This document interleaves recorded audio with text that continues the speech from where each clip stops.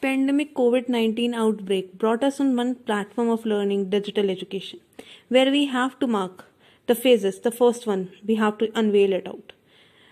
Islam culture in India, we are in discussion with. So, we are going to have the further phase discussion. We have completed Delhi Sultans. Now we have entered into the Mughal Empire, the great Mughals. Later we will going to reveal with the later Mughals. So we have to unfold each one. The Mughal Empire, the most blessed phase of medieval India, marks its beginning from Babur, interlinked with a break after Humayun of Sur dynasty, came as the Mughal emperors.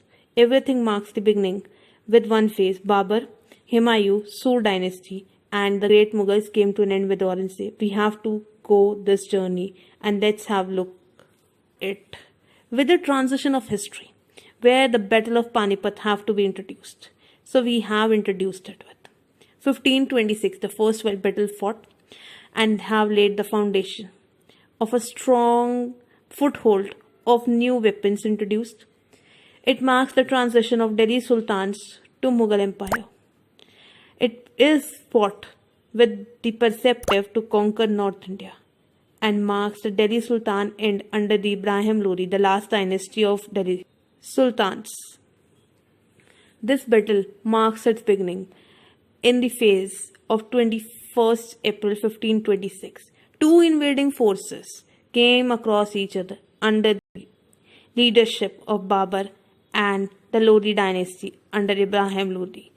The battle took place in North India and just transformed the Islam culture into second phase. This was the earliest battle, which is involved with gunpowder, firearms introduction, field artilleries.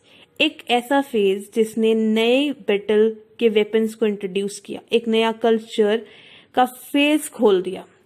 It marks the Babur victorious and establishment of Mughal Empire, where we have the introduction of Sur dynasty in it, and then it's been emperors and empire rule.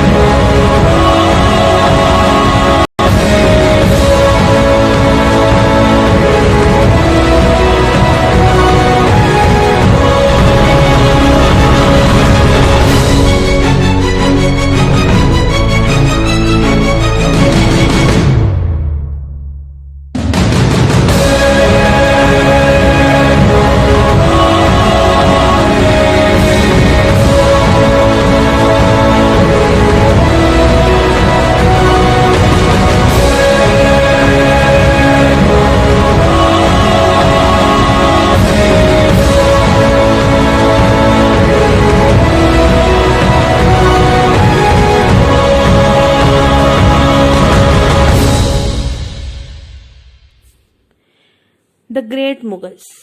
Mughals have two phases. One Great Mughals and other is later Mughals. The Great Mughals are great emperors which have controlled this India from 16th century to 18th century beginning. Later they have been the one period and marks the era, and this era is said to be the brilliant phase of manpower, money, archaeological sources, inscriptions, autobiography, biographies, literature, everything is blessed. We have been great heritage of this period, which has the best known members Mughal dynasty, Babur, Humayun, Akbar, Jahangir, Shah Jahan, Aurangzeb, and it has the presence of Sur dynasty, and the reforms of Sher Shah Suris has also been studied over here. So that's why it's empire, it's not dynasty, because it has the interconnectivity of two dynasties which have worked on harmony of region and religion. The Mughal dynasty laid its foundation in India in the early 16th century. The dynasty started with the coming of the first ruler, Babur, who crossed Afghanistan and reached the Punjab plains in 1526 AD. Babur was born in Farghana in 1483 and ascended the throne at a very young age. He defeated Ibrahim Lodi in the first battle of Panipat. Babur was succeeded by his son Humayun in 1530. He divided his inheritance equally among his brothers, according to the will of his father. He started the construction of the Purana Killa, but could not finish it. Humayun was defeated by Sher Shah Suri and had to flee to Iran. He died in 1556 due to an accident on the staircase. Humayun was succeeded by his very young son Akbar in the same year. Akbar expanded the kingdom from Kabul to Bengal. He built the walled city of Fatehpur Sikri in 1571. The Navratans, or the 9 courtiers, found an important place in Akbar's court. Akbar started the new religion, Deen-e-Ilahi. Jahangir succeeded the throne after Akbar in 1605. He was the first emperor to open relations with the British East India Company in India. His empress, Begum Noor Jahan, was the real power behind the throne. Shah Jahan was Jahangir's third son, who was born in Lahore in 1592. He was a great connoisseur of art and architecture, building monuments like the Taj Mahal, the Jama Masjid, and the beautiful Shalimar Gardens in Srinagar. The majestic peacock throne is also from his time. Aurangzeb was the last emperor who sat on the Mughal throne in 1658. He was an autocratic ruler who was deeply religious, believing in the Islamic law of Sharia. The Mughal Empire reached its zenith during Aurangzeb's rule. The territorial extent of the empire was short-lived, as revolts of subsidiary rulers challenged its integrity.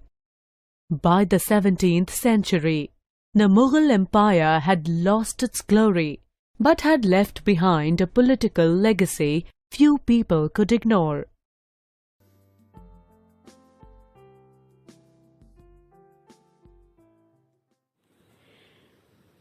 Sur dynasty, the dynasty which laid its foundation in India, and the emperor is Sher Shah Suri, Sher Khan. He have introduced his capital in modern days Bihar. He have introduced many reforms. Sher Shah Suri took over the control of Mughal Empire in 1540 after defeating Babur's son, Emperor Humayun. He have given his control to his son, and who became his successor after his accidental death. He laid the foundation of great reforms, and every reforms have to be blessed in this phase. The dynasty has the great contribution which we have to discuss in next phase. Here we have concluded with Mughal Empire, its emperors, Babur's family members, and Sher Shah Suri's Sur dynasty and his family contribution. Then we were going to continue it in next phase. In short, Battle of Panipat given a trend of end of Delhi Sultans marking the beginning of Mughal Empire. First recapitulation point. Second, it has Mughal Empire with a two dynasty rule, Babur and his dynasty, and other is Sur dynasty. The Emperor Babur controlled North India after defeating Ibrahim Lodi, the Lodi dynasty last ruler. Sher Shah Suri came in acknowledgement and defeated Humayun, second emperor. So with this note, we are concluding it for